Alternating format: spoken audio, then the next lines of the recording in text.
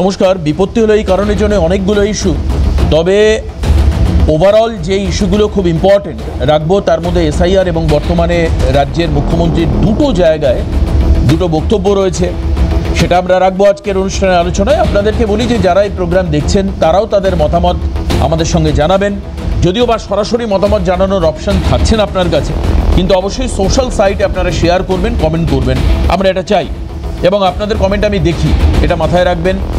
পারলে আপনাদের নিজেদের গ্রুপের মধ্যে শেয়ার করবেন। আমার ভালো লাগে যে যখন বুঝি যে আমাদের প্রোগ্রামের বক্তব্যটা অনেক বাধা বিঘ্ন সত্ত্বেও মানুষের কাছে পৌঁছচ্ছে। এবার প্রশ্ন হচ্ছে যে আমরা এই রাজ্যের মানুষ যারা সবাই টিভি দেখি বা সোশ্যাল সাইটে খবর রাখি, তারা সম্প্রতি কতগুলো আন্দোলন দেখেছি। আপনাকে যদি আমি প্রশ্ন করি, দেখুন আমার সামনে অরিজিৎ দা রয়েছে, আমি অরিজিৎ দাকে এটাই জানতে চাই, অরিজিৎ দা মাথায় আসছে এরকম দু একটা আন্দোলন রাজ্যের যে কোনো সময় যে হয়েছে এরকম আন্দোলন রিসেন্টলি? আমরা তো সবচেয়ে বেশি যেটা উল্লেখযোগ্য আরজি করে ডাক্তার বোনের মৃত্যু নিয়ে আমরা দেখেছি, আর তার সাথে পানিহাটির কিছুদিন আগে যে বিষয়টা চলছিল সেটা নিয়ে আমরা দেখলাম, এবং তাছাড়াও আমরা সবচেয়ে বেশি যেটা উল্লেখযোগ্য কলকাতার বুকে যে 26,000 যুবক যুবতীর চাকরি চলে যাওয়া, শুধুমাত্র বারবার কলকাতা হাইকোর্ট টেন্টেড আর নন টেন্টেড লিস্টটা দিতে বলা সত্ত্বেও রাজ্য সরকার যে দিল না, তার জন্য এই যে 26,000 যুবক যুবতীর চাকরি চলে গেল, তাদের চোখের কান্না, এই নিয়ে আন্দোলন, প্রচুর আন্দোলন আমরা করুণাময়ীর বুক থেকে শুরু করে এসপ্ল্যানেড সমস্ত জায়গায় দেখেছি। একদম করুণাময়ীর বুক থেকে, কারণ করুণাময়ী জায়গাটা দাদা উল্লেখ করলেন, করুণাময়ীর দিকে নজর রাখি। সেটা আমরা আরজি করের আন্দোলন হোক, রাজ্যের চাকরিহারা শিক্ষক হোক, চাকরি প্রার্থী হোক, রাস্তার পাশে বসে থাকা যোগ্য কিন্তু বঞ্চিত এই চাকরি প্রার্থীরা হোক, ঠিক যেরকমটা উনি বললেন, এসএলএসটি হোক, প্রাথমিকে নিয়োগ নিয়ে হোক, অথবা বিজেপি এবং কংগ্রেসের যে কোনো আন্দোলন হোক, বিজেপি বা কংগ্রেসের বা সিপিএমের যে কোনো আন্দোলন হোক, প্রত্যেকটা আন্দোলনে আন্দোলনকারীদের একটাই দাবি থাকে। সেটা কি? একটাই দাবি কি? সেটা হচ্ছে মানবিকতা রক্ষা করা হচ্ছে না। অরিজিৎ দা যে আন্দোলনগুলো বললেন এবং আমি যে আন্দোলনগুলো বললাম, তার মধ্যে কমন ছবি একটাই। এর মধ্যে একটা বড় আন্দোলন যেটা আমরা মিস করলাম, সেটা হচ্ছে নবান্ন অভিযান। বিভিন্ন সময় নবান্ন অভিযান আমরা কি দেখেছি? নবান্নের অনেক দূরে পুলিশ ব্যারিকেড করে আন্দোলনকারীদের আটকে দেয়। আমরা কখনো দেখেছি বিকাশ ভবনের সামনে, কখনো দেখেছি করুণাময়ীতে, সল্টলেকে এই আন্দোলন পুলিশ ব্যারিকেড করে দেয়।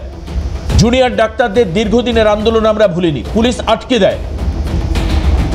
যেখানে লালবাজার অভিযান হয়েছিল সেখানে অনেক আগে বিরাট করে রাস্তায় কর্ডন করে আটকে দেওয়া হয়েছিল, পরবর্তীকালে চেন খুলতে হয়েছিল, অবশ্য সেই কর্ডনের চেন খুলতে হয়েছিল। কিন্তু প্রত্যেক জায়গায় আন্দোলনকারীদের একটাই অভিযোগ থাকে যে পুলিশ তাদের সঙ্গে মানবিক নয়, অমানবিক ব্যবহার করা হচ্ছে। কোথাও চ্যাংদোলা করে তুলে নিয়ে যাচ্ছে, কোথাও টেনে হিঁচড়ে। হ্যাঁ, হয়তো পুলিশ তার কাজ করছেন, হয়তো নবান্নের মতো একটি প্রশাসনিক ভবন, তাকে প্রোটেক্ট করবার জন্য 2 কিলোমিটার 3 কিলোমিটার দূরে কর্ডন করতে হয়, সমস্ত রাস্তাগুলোকে ব্লক করতে হয়। এবার সেই মানবিক জায়গাটা যে আন্দোলনে সেই মানবিক জায়গা নিয়ে আমরা কাকে কাকে কথা বলতে শুনেছি, কার কার মন্তব্য পেয়েছি রাজ্যে। কিন্তু আমরা রিসেন্ট টাইমে মানবিকতার প্রশ্ন খোদ রাজ্যের মুখ্যমন্ত্রীকে তুলতে দেখলাম, খোদ রাজ্যের মুখ্যমন্ত্রীকে। আপনারা আমায় প্রশ্ন করবেন, দেবাশিস তাহলে তুমি এত কিছু বললে, তুমি এই আন্দোলনটার কেন নাম বলছো না? কি হলো ভাই, কেন তুমি নাম বলছো না? যে কোথায় রাজ্যের মুখ্যমন্ত্রী মানবিকতা নিয়ে প্রশ্ন তুললেন? কোন আন্দোলনে বলুন তো দেখি, কোন আন্দোলন? ঠিক 2 দিন আগে ঘটে যাওয়া সিও দপ্তরের সামনে বিএলওদের আন্দোলন। আসুন একবার ছবিটা দেখাই আপনাদেরকে। এই দেখুন, ছবি দেখাচ্ছি আপনাদেরকে। এই আন্দোলনে বিএলও নয়, আমি আবারও বলছি, বিএলওদের শুভানুধ্যায়ী সংখ্যাটা বেশি, এখানে বিএলও সংখ্যা কম। এই আন্দোলন সিও দপ্তরের সামনে হচ্ছে। দেখুন আপনার অফিস দেখাচ্ছে, office of the chief electoral officer. এই অফিসের ভেতরে দেখুন আন্দোলনকারীরা ঢুকে যাচ্ছে। দেখুন ছবিটা একবার দেখুন ভালো করে। আন্দোলনকারীরা ঢুকে যাচ্ছেন ভেতরে, সিও অফিসের ভেতরে। এই হচ্ছে ছবি, রাত ভর আন্দোলন চললো। এটা হচ্ছে ভেতরের ছবি দেখাচ্ছি, দেখুন সিও দপ্তরে।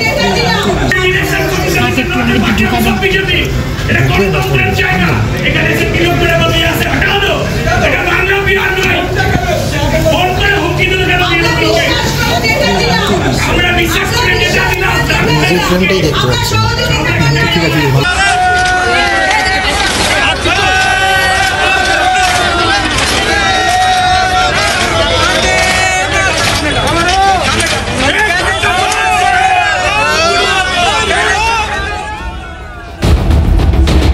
বুঝতে পারছেন, শরীরে শক্তি নেই বলে যে বিএলওরা শরীর খারাপ হয়ে পড়ে যাচ্ছে, সেই বিএলওরা কিভাবে রেলিং ধরে ঠেলাঠেলি করছে দেখতে পাচ্ছেন তো, হাতের জোর কত।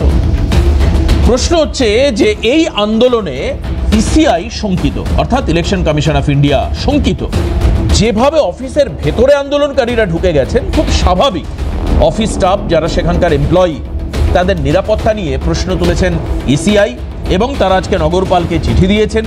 48 ঘন্টার মধ্যে তদন্ত রিপোর্ট দিতে বলা হয়েছে, বা তার কারণ দর্শাতে বলা হয়েছে, তদন্ত নয় কারণ দর্শাতে বলা হয়েছে। দেখতে পাচ্ছেন চিঠি, ইসিআই এর তরফে চিঠি এসেছে আজকে, সেই চিঠির কপি আপনাদের সামনে আমরা রাখছি। আর এই যে আপনারা দেখতে পাচ্ছেন চিঠি। আসুন এবার আপনাদেরকে শোনাই, মানে গেস্টদেরকে ইন্ট্রোডিউস করবার আগে আপনাদেরকে শোনাই। আমি শুধু একটাই কথা বলি, আজকেও দেবাশিস দাস বলে একজন বিএলও সেরিব্রাল অ্যাটাক হয়েছে। দেখুন, শরীর খারাপ আমরা সবসময় মাথায় রাখি যে শরীর খারাপের পাশে আমরা সমব্যথী। মারা গেছেন, অমানবিক ঘটনা ঘটেছে, কিন্তু আপনাদের পাশে মুখ্যমন্ত্রী রয়েছে, তবুও আপনারা ঘাবড়ে যাচ্ছেন, ভয় পাচ্ছেন, সেরিব্রাল হচ্ছে, স্ট্রোক হচ্ছে, ব্রেন স্ট্রোক হচ্ছে, কেউ কেউ মারা যাচ্ছেন, আত্মহত্যা করছেন, কেন? আসুন, মুখ্যমন্ত্রী আজকে মানবিকতার প্রশ্ন তুলেছেন, দেখবো এবার কি বলেছেন, শুনি।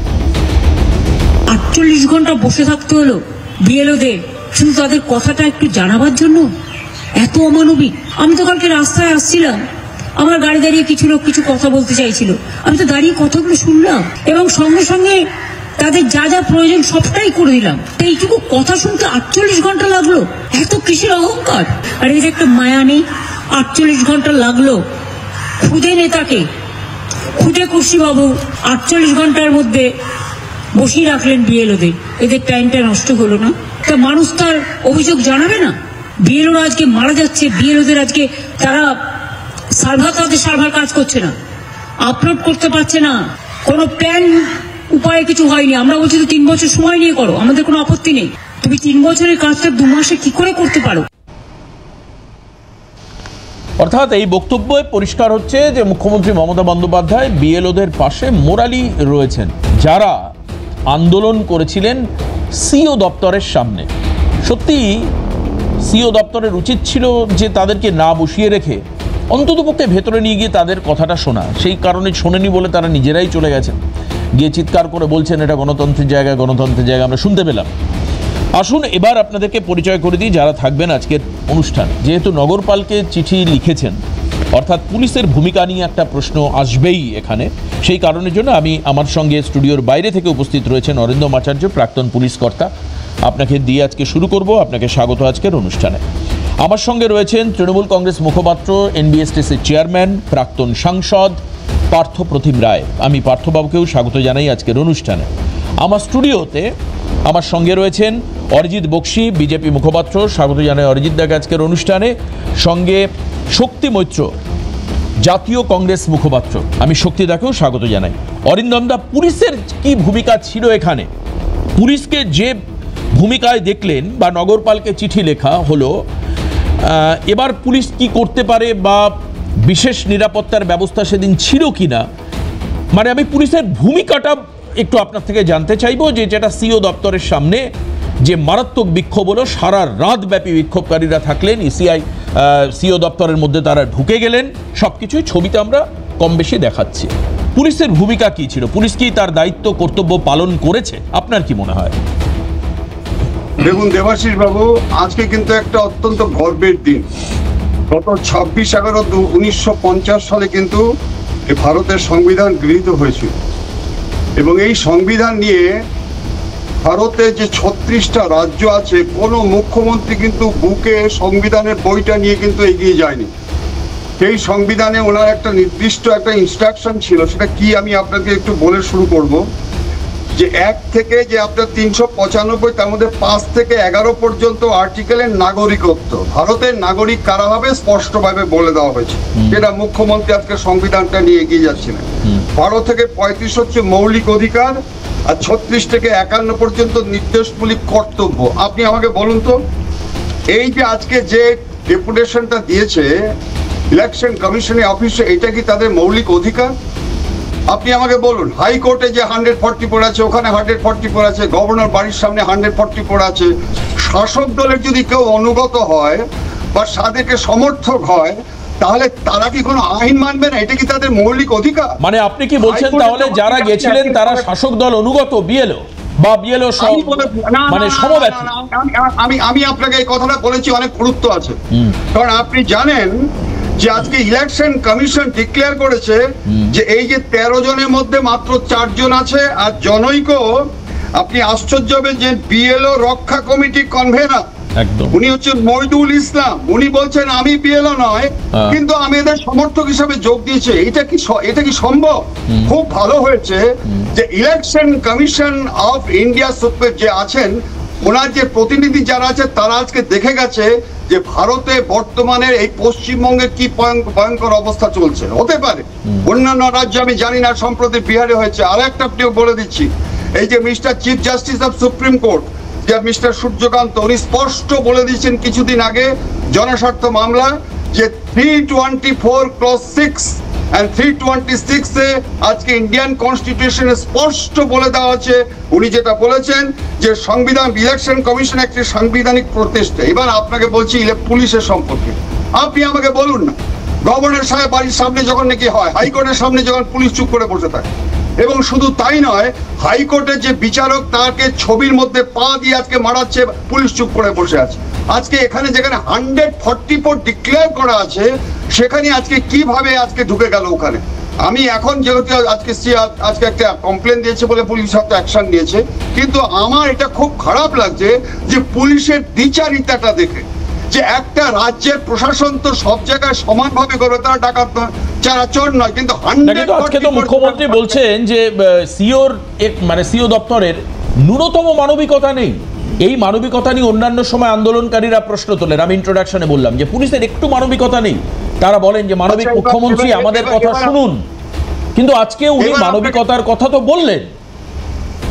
এবার আমি আপনাকে বলছি, কসবাতে সম্প্রতি যে চাকরিহারাদের উপর পুলিশ লাঠিচার্জ করেছে, করতেই পারে, রাইট অফ প্রাইভেট ডিফেন্স, ওখানে মানবিকতা নেই। দিনের পর দিন, বছরের পর বছর রোদ বৃষ্টিতে যারা পাশ করা চাকরিহারারা আজকে কান্না করছিল। এই প্রেগনেন্ট লেডি, গর্ভবতী মহিলা কান্না করছে, সেখানে মানবিকতা নেই। অতএব এই ক্ষেত্রে পুলিশের, এই জন্যই বলছি, শুনুন, আজকে প্রশাসনের যে অর্ডারগুলো ইমপ্লিমেন্টেশন করতে গেলে আজকে সাধারণ মানুষ পুলিশকে এই অধোগতিটা পছন্দ করছে না, এবং যার জন্য পুলিশ ইন্সপেক্টর এসডিপিও পর্যন্ত আজকে মার খাচ্ছে। আবার একসঙ্গে পুলিশ অফিসার কত ভালো কাজ করছে। আমি আপনাকে আমি একটা জায়গায় অরিন্দম দা বুঝতে পারছি না। আপনি একদিকে বলছেন যে অনুগত বিএলও বা বিএলওদের সহকারী, যে বিএলও অধিকার রক্ষা কমিটি, আমি গতদিন প্রোগ্রাম করতে গিয়ে বলছিলাম আমাদের রাজ্য সত্যি খুব কালারফুল। এসআইআর না হলে আমরা এত রঙিন ভোট পর্ব হয়তো দেখতে পেতাম না। বারবার করে বিজেপিরা বলেন রক্তাক্ত হয় ভোট পর্ব। আমার তো মনে হচ্ছে এবারকার ভোট পর্ব রিয়েলি কালারফুল। আমার প্রশ্ন হচ্ছে যে না, রিয়েলি কালারফুল মানে এসআইআর নিয়ে যা যা হচ্ছে আমি সত্যি আগে দেখিনি। আমার প্রায় 20 বছরের প্রফেশনাল ক্যারিয়ারে আমি আগে কখনো দেখিনি, দ্য ফার্স্ট টাইম। কিন্তু আমার প্রশ্ন হচ্ছে যে মানবিকতার কথা তো মুখ্যমন্ত্রী বলছেন, আপনি বলছেন যে পুলিশ এর উপর মানুষের আস্থা ভরসা চলে যাচ্ছে। কেন তাহলে পুলিশ কার হয়ে কাজ করছে তাহলে? এখন আপনি নিজে দেখতে পাচ্ছেন না? আপনারা আজকে টিভিতে দেখাচ্ছেন না? সমস্ত টিভিতে দেখাচ্ছেন না পুলিশের উপর মানুষের বিক্ষোভ, কিভাবে আজকে পুলিশকে আক্রান্ত হতে হচ্ছে? কেন? আমাদের সময় হয়েছে, অস্বীকার করব না, কিন্তু এই দৃশ্য কি আমরা দেখেছি? এই দৃশ্য আমরা কেন দেখছি এটা সব থেকে ভালো বলতে পারবেন পার্থপ্রতিম রায় আমাদের সঙ্গে রয়েছেন, বহুদিনের রাজনৈতিক নেতা। আমি পার্থদার কাছে আসবো, ফিরে আসলাম। পার্থদা,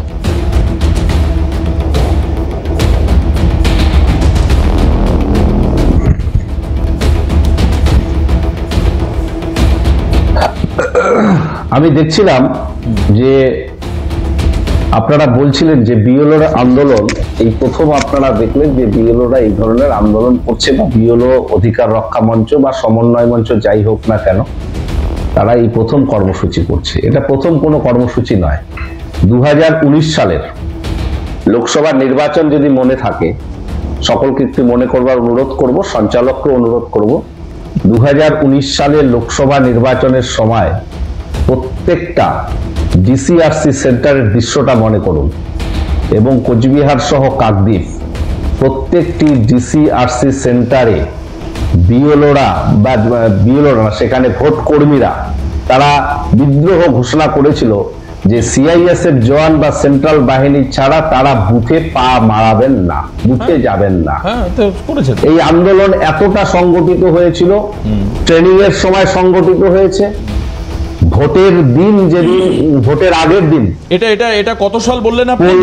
2001 সেদিন প্রত্যেকটা রিসিভিং সেন্টারে আমরা দেখেছি কার্যত ভোট কর্মীরা বিদ্রোহ ঘোষণা করেছিল যে সিআইএসএফ জওয়ান বা সেন্ট্রাল বাহিনী ছাড়া তারা বুথ কেন্দ্রে যাবে না। কোন সালে? তারাও সেদিন তাদের নিজেদের অধিকারের জন্য লড়াই করেছিল, নিজেদের স্বার্থে লড়াই করেছিল। আজকেও যেভাবে বিএলওরা বিভিন্ন ধরনের চাপে তারা নাজেহাল, যেভাবে তারা প্রতিনিয়ত বিভিন্ন অব্লিগেশনের সম্মুখীন হচ্ছে, তড়িঘড়ি এসআইআর করতে গিয়ে তাদের যে মানসিক চাপ, মানসিক নির্যাতনের সম্মুখীন হচ্ছে, তারই প্রতিবাদ করতে তারা সিও দপ্তরে গিয়েছিল। সুতরাং এই আন্দোলন নতুন কিছু নয় বলেই আমি মনে করি। আপনাদের হয়তো মেমোরিটা সেভাবে 2019 সালের কথাটা মনে নেই, তাই আপনাদেরকে একটু মনে করিয়ে দিলাম। আচ্ছা, বেশ, ঠিক আছে। পার্থদা, একটা জিনিস খুব ভালো লাগলো যে বিএলওদের একটা আন্দোলনকে আপনি সামনে তুলে আনলেন, স্ক্রিনে তুলে আনলেন। আমরা বলিওনি সেটা হচ্ছে যে 2019 সালে লোকসভা নির্বাচনে ভোট কর্মীরা এতটাই আতঙ্কগ্রস্ত ছিলেন যে তারা সিআইএসএফ কর্মচারী ছাড়া বা সিআইএসএফ স্টাফ ছাড়া, সশস্ত্র বাহিনী ছাড়া তারা বুথ কেন্দ্রে যেতে তারা আপত্তি জানিয়েছিলেন, এবং সেই আন্দোলনের কথা আপনার মনে আছে এবং সেটা আপনি টিভিতেও বললেন। বাহ, খুব ভালো। নিরাপত্তার বিষয় এবং সংশয় মুক্ত ফ্রি ফ্রিকোয়েন্ট ভোট নিয়ে যে প্রশ্ন ওঠে সেটাই আমরা আরেকবার পেলাম আপনা থেকে। কিন্তু আপনি আমাকে একটা কথা বলুন যে এই যে পুলিশের তো একটা ভূমিকা থাকে, অরিন্দম আচার্য পুলিশের ভূমিকা নিয়ে বলছিলেন, যেখানে 144 ধারা জারি রয়েছে সেখানে এত মানুষ একসঙ্গে গিয়ে তারা রেলিং ধরে টানাটানি করছে, ঠেলাঠেলি করছে, সিও দপ্তরের মধ্যে ঢুকে যাচ্ছে, এই ক্ষেত্রে দায়িত্বের কি কোনো গাফিলতি হয়েছে নাকি নিজের লোক বলে ছেড়ে দেওয়া হয়েছে, এরকম একটা ব্যাপার?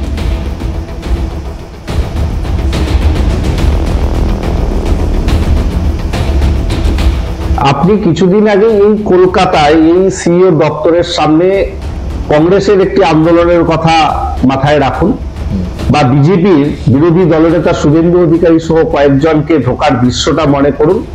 সেখানেও সেদিনও তারা পৌঁছে গিয়েছিল, তারা সিও দপ্তরের সামনে বিক্ষোভ দেখিয়েছিল, কংগ্রেসের একদল প্রতিনিধি দল বা বেশ কিছু মানুষ। বিক্ষোভ দেখানোটাকে তো অন্যায় বা অসাংবিধানিক কেউ বলছে না, কখনো হয়নি, এটা নয়। হ্যাঁ, তবে কি প্রেক্ষিতে বিএলওরা সে একদম ভেতরে পর্যন্ত পৌঁছতে পারলো, কি বিষয় বৃত্তান্ত আমি পুলিশের মুখপাত্র নেই, সেটা আমি বলতে পারবো না। নিশ্চিতভাবে তারা রিপোর্ট চেয়েছে সেন্ট্রাল নির্বাচন কমিশন, তারা রিপোর্ট দেবে।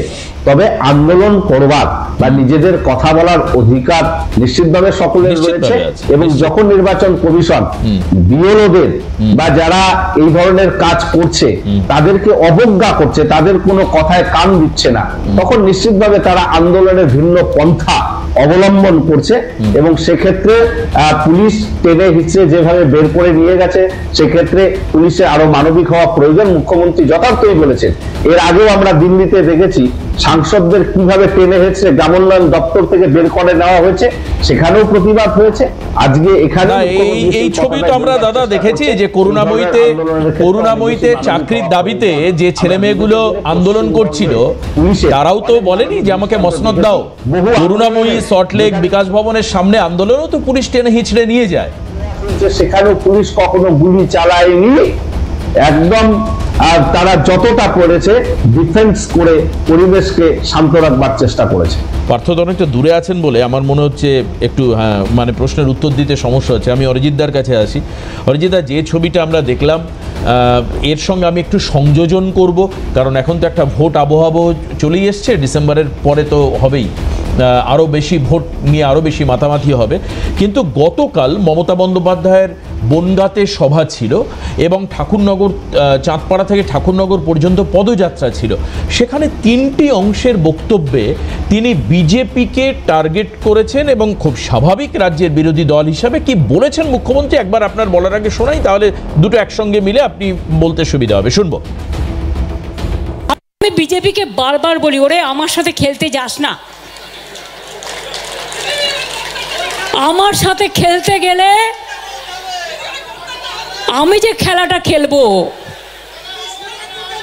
সেই খেলায় তোমরা আমাকে ধরতেও পারবে না, ছুটতেও পারবে না, নাগালও পাবে না। সারা ভারত সরকার বসে থাকো, সব এজেন্সি নিয়ে বসে থাকো, কোটি কোটি টাকা খরচ করো, টাকা গুজে গুজে দাও, টাকা নেবে লোকে, তোমায় ভোট দেবে না। কারণ তুমি 1 মাসের জন্য টাকা দেবে আর 365 দিন চলবে করতে। দিল্লির নেতারা ভাবেন দিল্লি কা লাড্ডু খেয়েও আশ মেটেনি, বাংলাকে গিলতে হবে। তাহলে জেনে রাখবেন আপনার দিল্লির ক্ষমতা বাংলা দখল করবে। বাংলার এটুকু হিম্মত এবং বাংলার এটুকু কিসমত আছে। কি ভাবছো নিজেদের কেউ কেটা হয়ে গেছো? চিরকাল সরকারে কেউ থাকে না। 2029 বড়ই ভয়ঙ্কর, তোমাদের সরকার থাকবে না। শকুনি মামারা সেদিন কোথায় পালাবে এখন থেকে ঠিক করে জায়গা রেখে দাও। আমি একেবারেই ইচ্ছাকৃতভাবে শক্তিদার কাছে আসার ইচ্ছে ছিল, কিন্তু শক্তিদা বলবেন যে এই বয়সে এখন এই খেলার কথা বলছো। আমি সেখানে অরিজিৎদার কাছে যাচ্ছি। অরিজিৎদা, মূলত টার্গেট হচ্ছে বেসিক্যালি বিজেপি, যদিও অনেক ক্ষেত্রে আমরা দেখতে পাই যে বিরোধী দল সবাইকে উনি টার্গেট করেন, কিন্তু বিজেপি এবার হচ্ছে একদম সেন্টার অফ টার্গেট আর কি। তৃণমূল মুখপাত্রের বক্তব্য শুনলাম এবং তৃণমূল সুপ্রিমোরও বক্তব্য শুনলাম। বলছিলেন যে ওই কি একটা অদ্ভুত অদ্ভুত কথা বলেন, অর্ধেক কথার মানে বোঝা যায় না কি বলতে কি বলেন। ওই কি যে খেলা আমি খেলি সে খেলা তোরা খেলতে যাস না, এটা তো সত্যি কথা। প্লাস্টার পরা পায় ফুটবলে লাথি মারা, এই খেলা আমরা কেন? কোনো খেলার মানে ময়দানের কোনো ফুটবল প্লেয়ার খেলতে পারবে কি না আমার জানা নেই। আমরা সত্যি এগুলো পারি না, আমরা পারি না। প্লাস্টার পরা পায় আমরা ফুটবল খেলতে পারি না। এখন যে জায়গাটা খুব গুরুত্বপূর্ণ ছিল, যে আপনার আলোচনা যেটা দিয়ে শুরু হয়েছিল, আমাদের তৃণমূল মুখপাত্র একটা খুব সুন্দর জায়গায় চলে গেলেন। আমি জানি না কি বোঝাতে চাইলেন, যে রাজ্যে বুথ কর্মীরা ভোট কর্মীরা ভোট করাতে গিয়ে ত্রাহি মধুসূদন ড্রপ করে বলে সিআরপিএফ না এলে আমরা ভয় মারা যাচ্ছি, আমাদের জীবনহানির আশঙ্কা, সেটা উনি কি বোঝাতে চাইছিলেন আমি জানি না। তবে সত্যি কথাটা বলে ফেলেছেন যে পশ্চিমবঙ্গে আপাতভাবে যে শান্তিপূর্ণ অবাধ নির্বাচন সেটা কি, সেটা পার্থবাবু আজকে চ্যানেলে বসে সত্যি কথাটা উগড়ে ফেললেন, যে এখানে ভোট কর্মীরা সিআরপিএফ বা সিআইএসএফ এর প্রোটেকশন ছাড়া তারা যে ভোট করানোকে নিজের জীবনে ঝুঁকি নেওয়া বলে মনে করেন, এটা আজকে তৃণমূল মুখপাত্রের মুখ থেকে বেরিয়ে এলো। তার জন্য আমরা ওনার কাছে কৃতজ্ঞ, সত্যিটা উনি অন্তত স্বীকার করলেন। আমি মানবিকতার দিকে যাই। দেখুন, আমি ভারতীয় জনতা পার্টির মুখপাত্র, তাই মানবিকতার কথা তৃণমূল যদি বলে তাহলে সবার আগে আমার যে কথাটা মনে পড়ে যায় 21-এর ভোটে জেতার পর তৃণমূলের সেই উন্মাদনার কথা, যে উন্মাদনায় অভিজিৎ সরকারকে, ওই কাকুরগাছির অভিজিৎ সরকার, তাকে খোলা রাস্তার মধ্যে প্রকাশ্য দিবালকে কেবিলের তার গলায় পেঁচিয়ে দুপাশ থেকে তৃণমূলের হারমাত বাহিনী টেনে তার গলার এই জায়গাটা ভেঙে গেছিল, তার শ্বাসরোধ করে হত্যা হয়েছিল। শুধু সেটুকুনি নয়, ছেলেটা ছোট ছোট কুকুর পুষত, পাড়ার কুকুরকে খাওয়াতো। 7টা ছোট্ট ছোট্ট সারমেয় সন্তানকে পিষে পিষে আছাড় মেরে মারা হয়েছিল এই এই এই এই হারমাত তৃণমূল বাহিনী। আর তাদের সুপ্রিমো আজকে মানবিকতার কথা বলছেন। কেষ্টপুর পাশে সুজন, বিজেপির কার্যকর্তা, বুথ কর্মী, রাত্রিবেলা উঠেছিল, দরজা খুলে বাথরুমে যাবে বলে গলার মধ্যে গামছা পেঁচিয়ে বাঁশ থেকে ঝুলিয়ে দিয়েছে এই তৃণমূল কর্মীরা। তার সুপ্রিমো আজকে বলছে মানবিকতার কথা, লজ্জা করে না ওনার? অন্য প্রসঙ্গে যাই, মানবিকতার কথা বলছেন।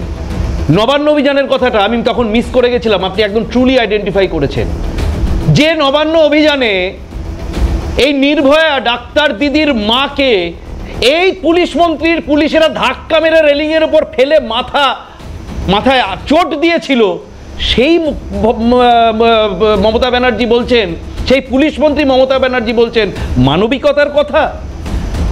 আমি মানবিকতার কথার সবচেয়ে বড় উল্লঙ্ঘন করুণাময়ীর কথা বলছিলেন, মনে আছে সেই শীতের রাতের কথা? গত বছর আমার এখনো মনে আছে, গত বছর শীতের রাত আমি নিজে সশরীরে উপস্থিত হয়েছিলাম রাত্রি 1:30টার সময়। নিজের চোখে দেখেছিলাম করুণাময়ীতে গর্ভবতী মহিলা যারা এসএসসির আন্দোলনকারী, পুলিশ এরকম ভাবে খাবলা মেরে চুলের মুঠি আলো নিভিয়ে দিয়ে করুণাময়ী থেকে টানতে টানতে বাসের মধ্যে ধাক্কা মেরে ফেলে রাত্রিবেলা লাথি মেরে শিয়ালদায় ফেলে দিয়ে এসেছিল তাদের। মমতা ব্যানার্জি বলছে মানবিকতার কথা। এখন এতদিন পর্যন্ত আমরা অনেক রকম চুরির কথা শুনেছিলাম, গরু চুরি, কয়লা চুরি, হ্যান চুরি, ত্যান চুরি। গতকাল তো মুখ্যমন্ত্রী নিজের চোখে দেখে এলেন, বিক্ষোভের মুখে পড়ে গেছিলেন বারাসাত ক্রস করার সময়। বাংলার মাটিতে প্রতিমাকে চক্ষুদান হতো, আর বাংলার মাটিতে আজকে হচ্ছে চোখ চুরি। ডেড বডি থেকে, যে ডেড বডিকে হসপিটালের মর্গে বডি রাখা হয়েছিল, সেখান থেকে চোখ উপড়ে নিয়ে বেচে দেওয়া হচ্ছে। এই রকম অঙ্গ প্রত্যঙ্গ বিক্রির চক্র পশ্চিমবঙ্গে চলছে। আর মমতা ব্যানার্জি বলছেন মানবিকতার কথা, ওনার লজ্জা করা উচিত। নবান্ন অভিযানের কথা বলে যায়, একটার পর একটা মনে পড়ে যাচ্ছে, আর ওনার এই মানবিকতার কথা মনে পড়ছে। নবান্ন অভিযান কোথায় ব্যারিকেড দিয়েছিলেন? মহাত্মা গান্ধী রোডে। মহাত্মা গান্ধী রোডের চৌমাথার ক্রসিং এ উনি ব্যারিকেড দিয়েছিলেন। যখন বিজেপির কার্যকর্তারা সেই ব্যারিকেডের কাছে পৌঁছায়, আর একটা বিজেপির কার্যকর্তাদের দল গেছিল লালবাজারে। আমি নিজে সাক্ষী, লালবাজারের সামনে দাঁড়িয়ে এই মমতা ব্যানার্জির পুলিশ যেটা এসওপির একদম বিরুদ্ধে, স্ট্যান্ডার্ড অপারেটিং প্রসেসের বিরুদ্ধে, কাঁদানে গ্যাসের টিয়ার শেল ওপরে ছোড়া হয় সব সময়, উনি ডাইরেক্ট বিজেপি কর্মীদের বডিতে পুলিশেরা ওই টিয়ার শেল মেরেছিল। আমার পাশে আমার একজন সহকর্মীর মুখে এসে টিয়ার শেল ব্লাস্ট করেছিল, তার মুখ ফেটে গেছিল। এই পুলিশ মন্ত্রী বলছে মানবিকতার কথা, ঘেন্না করে ওনার কথা শুনতে। বেশ, কিন্তু অরিজিৎ দা শুধু শেষ একটা কথা বলি, মানবিকতার কথা ওনার তখনও মাথায় নেওয়া উচিত ছিল যখন সুপ্রিম কোর্ট 31শে জানুয়ারি 2025 বলেছিল যে বছরের পর বছর দিয়ে দেননি, বছরের বছর দিয়ে দেননি, অন্তত মামলা চলাকালীন 25% দিয়ে দিন। তার প্রত্যুত্তর সেই ডিএ সংক্রান্ত বিষয়ে মমতা ব্যানার্জি বলেছিলেন এই ঘেউ ঘেউ করবেন না তো, কুকুরের সাথে তুলনা করেছিলেন সরকারি কর্মীদের। তিনি বলছেন আজকে মানবিকতার কথা, লজ্জা হওয়া উচিত তৃণমূল। কিন্তু যখন তৃণমূল বিরোধিতা করেছে রাজ্যে, তখন একাধিকবার মমতা ব্যানার্জির উপর আক্রমণ হয়েছে অরিজিৎ দা। তার মাথা ফাটানো হয়েছে, রাইটার্স বিল্ডিং এর থেকে তাকে চুল ধরে টেনে হিচড়ে বার করা হয়েছে, তার মেরে হাড়গোড় ভেঙে চুরচুর করে দেওয়া হয়েছে। উনি নিজেই বলেছেন, মোদিজি, হ্যাঁ উনি বলেছেন, বামেদের সময় উনি বলেছেন 21শে জুলাই মাথা ফাটিয়ে দেওয়া হয়েছে। ঠিক কথা, ঠিক। আসবো শক্তিদা আসবে এরপরে। হ্যাঁ, উনি এটা বলেছেন ঠিকই। আমি কয়েকদিন আগে মোদিজি একটা কথা বলেছিলেন, আমি শুধু এর উত্তর ওইটুকুনি কোট করব। মোদিজি বললেন যে দিদি 11-র আগে তো বলেছিলেন রাজ্যের পরিবর্তন করবেন, ওই পরিবর্তনটা কি আপনি নিজের পরিবর্তনের কথা বলেছিলেন? সেই মমতা ব্যানার্জি আর এই আজকের মমতা ব্যানার্জি এক ব্যক্তি হতে পারে না। যিনি ধর্ষিতার বিষয়, হাসখালির বিষয় বলেন, ও প্রেগন্যান্ট ছিল কিনা খোঁজ নিয়েছো? অ্যাফেয়ার ছিল কিনা খোঁজ নিয়েছো? মহিলা মুখ্যমন্ত্রী নির্লজ্জ। যখন আজকে আমাদের ইস্যু নয়, কিন্তু তবুও যখন আপনি বারাসাতের চোখের বিষয় তুললেন, কারণ আমার এই হাল্লা বলার আগেই দেবারতী পুরো সেগমেন্টটা ধরেই চোখের বিষয়ে, এই চোখ বারাসাত হাসপাতালের বিষয়ে প্রোগ্রাম করেছে। কিন্তু আমার ভীষণভাবে কানে বাজছে আপনার বক্তব্যের প্রেক্ষিতে কয়েকদিন আগে আরজি করে, মানে 1 বছর সবে পেরিয়েছে, আরজি করে খুন হয়ে যাওয়া যে জুনিয়র ডাক্তার, তার মা, কাদম্বিনীর মা কি বলেছেন এই বিষয়ে আমার কানে বাজছে বক্তব্যটা, সেই কারণের জন্য একবার আপনাদের শোনাবো। শুনি আমি বিরতিতে যাব, এসে আমি পার্থদার বলছেন 1 মিনিট বলবেন, শক্তিদা তারপর আপনাকে নেব, কারণ ইনস্ট্যান্ট উত্তর দিলে সুবিধা হয়। বিরতির পর ফিরে আমি পার্থপ্রতিম রায়ের কাছে যাব, কিন্তু যেতে যেতে আমি শোনাবো কাদম্বিনীর মা কি বলেছেন, শুনবো। চোখ থাকছে না, এর জন্য দায়ীটা কে? মন্ত্রী যিনি আমাদের স্বাস্থ্য সচিব, তারা এর মধ্যে জড়িয়ে না থাকলে কিছুতে এসব ঘটনা ঘটতে পারে। তলার লোকেরা এসব সাহস পায়, ঊর্ধ্বতন পক্ষের মাথায় তাদের হাত থাকে। একটা মৃতদেহ, এই চোখ খুলে নেওয়া হয়েছে, সাথে সাথে মুখ্যমন্ত্রী তাদের একজনের চাকরি দেব, টাকা দেব, এসব কেন ঘটবে? কেন এসব? আজকে হসপিটাল সব থেকে নিরাপদ। আমরা বাড়িতে কেউ অসুস্থ হলে হসপিটালে যাই, হসপিটালে গিয়ে যদি এই অবস্থার মধ্যে পড়তে হয়, তাহলে আমরা কি কোথাও সেফ? এটা ছেলে মেয়ে কেউ সেফ নয়, মানে রসাতলে গেছে, পশ্চিমবঙ্গটা পুরো পচে গেছে। ওই চেয়ার যতদিন উনি থাকবেন ততদিন আমাদের এই দুর্দশা। পার্থদা, এই রাজ্যে যে বারবার বিভিন্ন আন্দোলন বা ঘটনার মধ্যে থেকে মানবিকতা খুন হয়েছে সেটা খুব পরিষ্কার অরিজিৎ দা এখানে বলছিলেন এবং ঘটনা উল্লেখ করে করে বলছিলেন। আপনি 1 মিনিট সময় চেয়েছেন উত্তর দেওয়ার জন্য, কংগ্রেস মুখপাত্র অপেক্ষা করছেন, প্লিজ 1 মিনিটের মধ্যে উত্তর দিতে হবে। পার্থদা,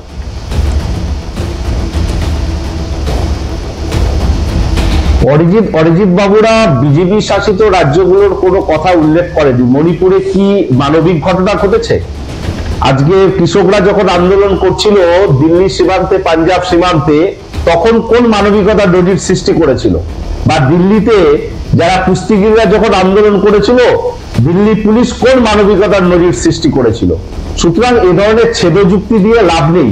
এবং সোমনাথ দা, আপনাকেও আমি বলছি, আমি যখন 19 সালে ভোট কর্মীদের এই সিআইএসএফ জওয়ান ছাড়া তারা ভোট কেন্দ্রে যাবে না, আপনি মুচকি মুচকি হাসছিলেন। আমি আন্দোলন এর আগে হয়েছিল সেই উদাহরণ দিতে গিয়ে এই কথাটা বলেছি। আবার এই সিআইএসএফ জওয়ানের দ্বারাই 2021 সালে ওই ভোটের লাইনে দাঁড়িয়ে শীতলকুচি একটি বুথে মানুষকে খুন হতে হয়েছিল, 4 জন মানুষকে। এ ধরনের ঘটনাও ঘটেছে। তো আমরা এই বিষয়গুলো সবগুলোই জানি, কিন্তু ভোট যারা কর্মী তারা কি চাইছে?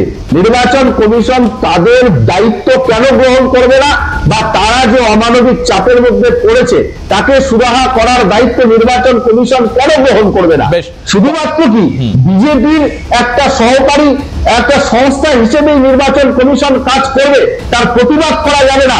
এটা কখনো হতে পারে না। পার্থদা, আপনাকে একটা কথা জানিয়ে রাখি, নির্বাচন কমিশন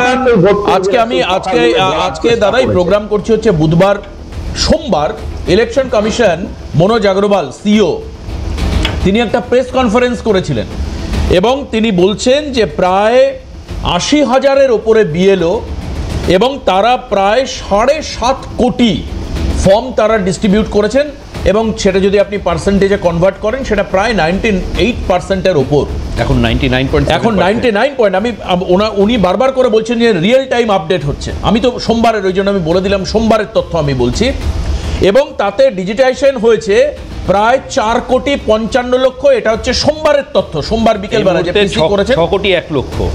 তাহলে এই যে ব্যাপক সংখ্যক বিএলও তারা কাজ করছেন এবং তিনি বলেছেন যে বিএলওরাই হচ্ছে নির্বাচন কমিশনের চোখ, বিএলওরা হচ্ছে নির্বাচন কমিশনের শক্তি, বিএলওরাই হচ্ছে গ্রাউন্ড ওয়ার্কার, যারা ইলেকশন কমিশন তো দরজায় দরজায় যাচ্ছে না, তারা মানুষের দরজায় দরজায় ঘুরছে। দে আর ভেরি কমিটেড। পশ্চিমবঙ্গের মধ্যে বর্ধমান জেলা উল্লেখ করেছিলেন উনি সেদিন, যে ফার্স্ট যাচ্ছে, ব্যাপক হারে কাজ হচ্ছে। তাহলে যে ব্যাপক পরিমাণ বিএলও কাজ করছেন, তারা কমিটেড, এই জায়গাটা তো মানে আমি একবার শোনাই কি বলেছিলেন মনোজ আগরওয়াল, একবার শোনাবো আপনাদের, শুনুন।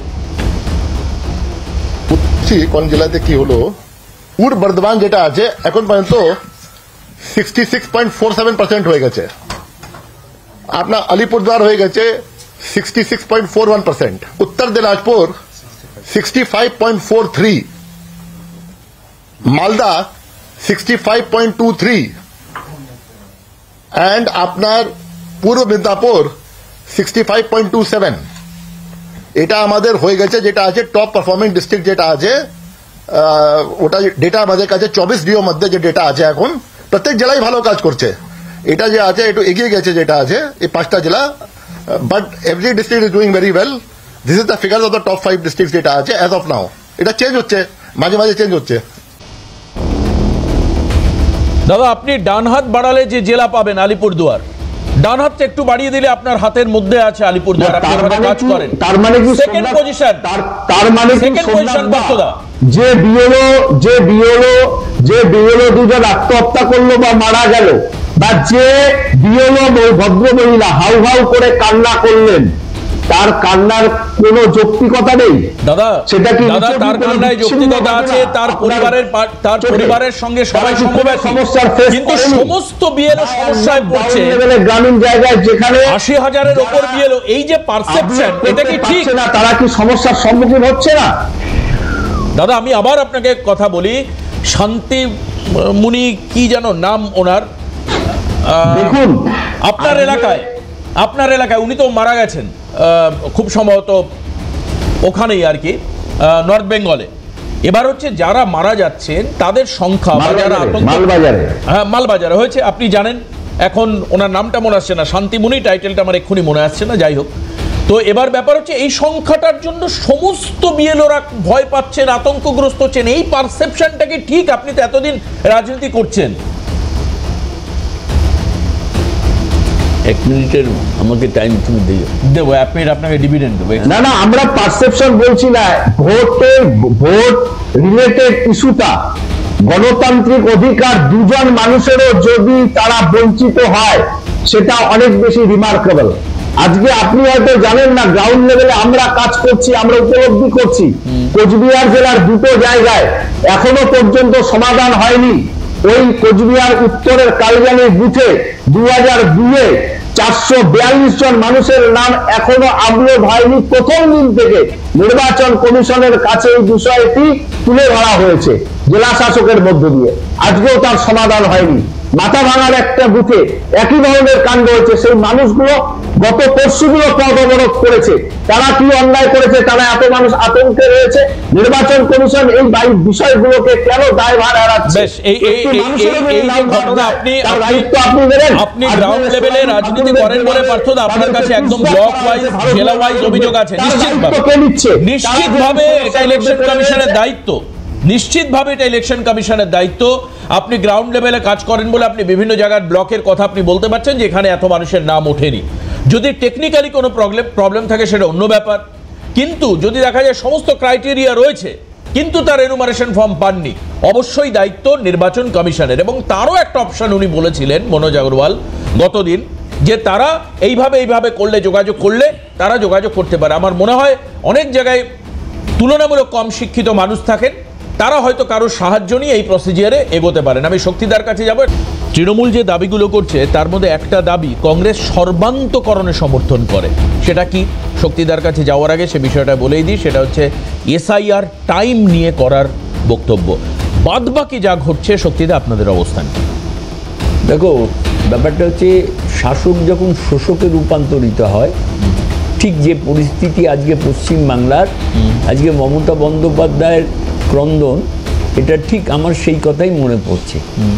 একটা কথা ঠিক, তুমি বললে যে 80,000 বিএলও, তাদেরকে মাত্র একদিন ট্রেনিং দেওয়া হয়েছে, নাম্বার 1।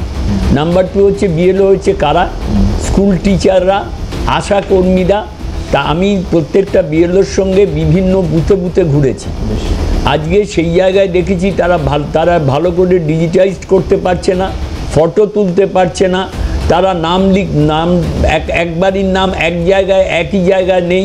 মাল্টি স্টোরেড বিল্ডিং যেখানে আছে এই সমস্ত শহরাঞ্চলে, সেখানে কোনো লিফট নেই। তাদের উপর যে ধরনের প্রেশার পড়ছে, তারা আজকে এই যে বিভিন্ন মৃত্যু। তবে মমতা বন্দ্যোপাধ্যায় যে কান্না, তার সঙ্গে আমি একমত নই। আমি একমত হচ্ছে যে সময় নিয়ে, যেটা 1993-94 সাল, পরবর্তীকালে 2002, 3 এবং 4-এ হয়েছিল, তার একটা সময় পাওয়া গেছিল। আজকে পশ্চিমবাংলার মতো একটা ব্যাপক জেলায়, আজকে পশ্চিম মিদনাপুর, পূর্ব মিদনাপুর, আলিপুরদুয়ার, আজকে বসিরহাট, বনগাঁ, কাকদ্বীপ, আজকে উত্তরবঙ্গ, দক্ষিণবঙ্গ, বিভিন্ন জায়গায় যে সমস্ত আজকে বলা হচ্ছে যে বিভিন্ন জায়গার থেকে পরিচারিকারা পালিয়ে যাচ্ছে, ঠেলাওয়ালারা পালিয়ে যাচ্ছে, কাগজকর্মীরা পালিয়ে যাচ্ছে। আমার প্রথম প্রশ্ন, যে নির্বাচন কমিশনার যিনি সবার মাথার ওপর বসে আছেন, জ্ঞানেশ কুমার, তাকে আমার একটাই প্রশ্ন, যে আজকে নির্বাচন কমিশনটা তৈরি হয়েছে অগণতান্ত্রিকভাবে। আগে নির্বাচন কমিশন কিভাবে তৈরি হতো, এখন কিভাবে তৈরি হচ্ছে? মমতা বন্দ্যোপাধ্যায় তার প্রয়োজন মতো রং পাল্টায়, রূপ পাল্টায়, কিন্তু আমরা বিক্ষোভ দেখিয়েছিলাম। আমরা এসআইআরের বিরুদ্ধে নই, একটা কথা পরিষ্কারভাবে জাতীয় কংগ্রেসের পক্ষ থেকে আমরা বলতে চাই। কিন্তু যে সময়টা দেওয়া দরকার ছিল, যে সময় নিয়ে এসআইআর করার দরকার ছিল, কারণ প্রত্যেকটা বাড়িতে সিও দপ্তরে বিক্ষোভ, না সিও দপ্তরে বিক্ষোভ আমরা দেখিয়েছি, না এই যে সেটা আপনারা দেখিয়েছেন, এই যে বিক্ষোভ, না এই বিক্ষোভে দেখা যাচ্ছে মাত্র 4 জন বিএলও আছে, আর সব রক্ষা কমিটি, এই কমিটি, এগুলো ভেগ ব্যাপার। অধিকার রক্ষা কমিটি, হ্যাঁ, বিএলও অধিকার রক্ষা কমিটি সমব্যাপী বলে তারা দাঁড়িয়েছে। সেখানে বিভিন্ন যে ইলেকট্রনিক্স মিডিয়াগুলো দেখা যাচ্ছে যে 4 জন বিএলও, কিন্তু এটা তো সত্য যে আজকে পশ্চিম বাংলায় বিভিন্ন কারণে এসআইআর এর কারণে কতজন বিএলও মারা গেছেন সেটার একটা পরিসংখ্যান দরকার। এক, দুই হচ্ছে আপনি ইন্ডিভিজুয়ালি প্রত্যেকটা বিএলওকে জিজ্ঞেস করুন তো যে একটা এনুমারেশন ফর্ম দিতে কতটা সময় লাগা দরকার। তাদেরকে একজনকে, যেমন আমার ওয়ার্ডে যিনি একজন মহিলা, তিনি একটা ফর্ম দিতে 10 থেকে 15 মিনিট 20 মিনিট, তার নাম, তার মোবাইল নাম্বার, তার ক্যাপশন নেওয়া, তার ফটো তোলা, তাকে ডিজিটাইজ করা, এগুলো একটা সময় সাপেক্ষ ব্যাপার। এবং 1000-এর ঊর্ধ্বে যে বিএলও যেখানে ভোটার সেখানে সহকারী বিএলও তাকে খুঁজে পাওয়া যাচ্ছে না। মাঝে মাঝে গত পরশুদিন ইলেকশন কমিশন একটা নতুন ফরমান জারি করেছে যে একজন একই বুথের সে আর তার পার্শ্ববর্তী 2-3টে বুথে বিএলও হতে পারে। আমার কথা হচ্ছে একটাই, যে আজকে ভারতবর্ষে প্রকৃত ভোটাররা ভোট দিক। আজকে যাদের ডুপ্লিকেট ভোট আছে তাদের নাম বাদ যাক, যারা পার্মানেন্টভাবে মৃত তাদের নাম বাদ যাক, যারা পার্মানেন্টভাবে নো ট্রেস তাদের নাম বাদ যাক।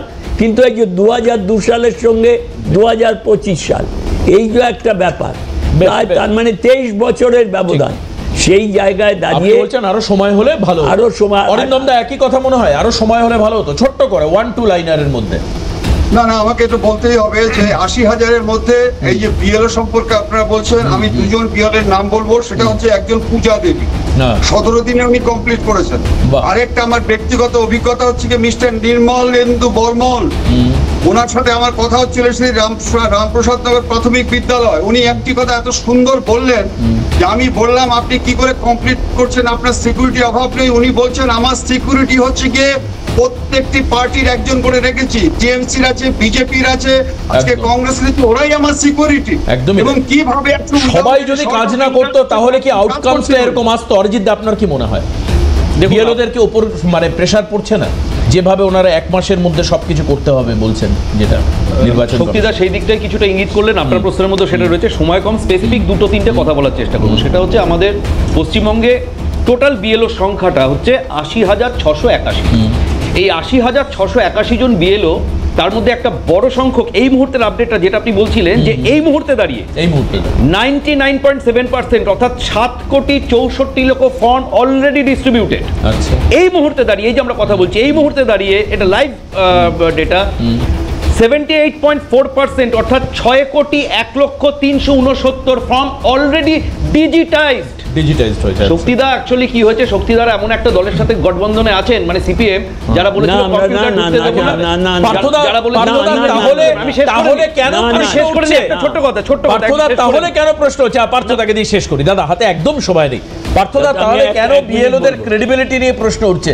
বিএলও ক্রেডিবিলিটি নিয়ে প্রশ্ন ওঠা মানে তো রাজ্য সরকারি কর্মচারীদের যোগ্যতা নিয়ে প্রশ্ন। শক্তিদার সময়ের বিষয়টা শুধু আমি একটা 10 সেকেন্ডের কথা বলেছি, শুধু আমি যে বিহারে শক্তিদার পার্টি 11,000 বিএলএ2 দিয়েছিল, আর এসআইআর এর পরে সেই 11,000 বিএলএ2 একটা কমপ্লেন অ্যাপিল করতে পারেনি। পার্থদা আমি দাঁড়ান একটা মিনিট, পার্থদা প্লিজ আসছি।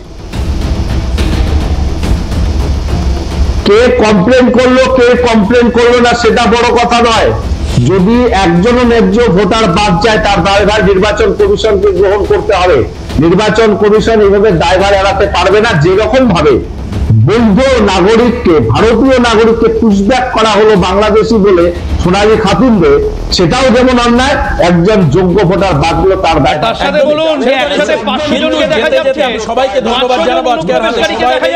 আজকে সময় নেই, কিন্তু আমার কাছে এখন আমার স্ট্রং টিম তারা জানালো এই যে বীরভূমের একজন বিএলও যিনি 1,017টা ফর্ম 1,016টা ডিজিটাইজ করে দিয়েছেন মাত্র 17 দিন সময়। পূজা দেবী বা কিছু নাম আমি একবার শোনাতে আজকে না এক্সেপশন, না ব্যতিক্রমী, কিন্তু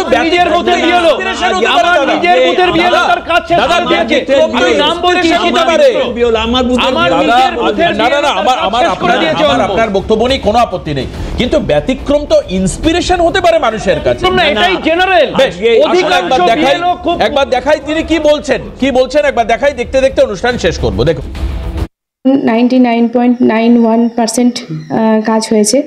তো আমার 3 জন আমার এখনো বাকি রয়েছে, সেটা আমার এন্ট্রি করতে গিয়ে তাদেরকে নট ফাউন্ডের আসছে, যার জন্য ওটা আমার বাকি রয়ে গেছে। সেটা আমায় কমপ্লেন করেছি যে ওটা কেন হচ্ছে, তো ওনারা বলেছেন এগুলো পরে ফিল আপ হয়ে যাবে, ওটা একটা সার্ভারের জন্য গণ্ডগোল হচ্ছে। যাই হোক, তো আমি কমপ্লিট করেছি রাত্রিবেলা।